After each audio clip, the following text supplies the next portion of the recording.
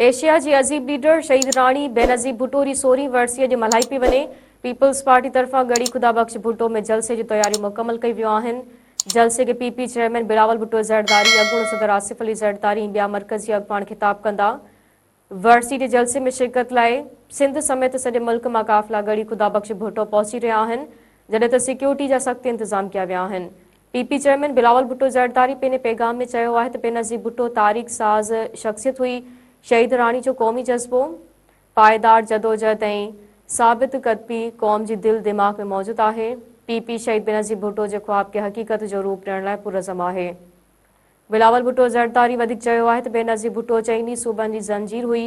हुन वज़ीर आज़म जी हैसियत में क़ौम खे बैलिस्टिक मीज़ाइल टेक्नोलॉजी जो तोहफ़ो ॾेई मुल्क जी दिफ़ा खे मज़बूत कयो।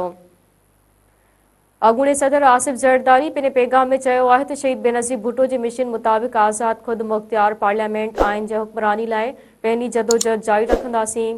हुन वधीक चयो आहे त मुल्क मां बेरोज़गारी ऐं गुरबत जो ख़ात्मो ऐं शहीद बीबी जो मिशन हो, जंहिंखे पूरो करणु पीपल्स पार्टी जी पहिरीं तरजीह आहे।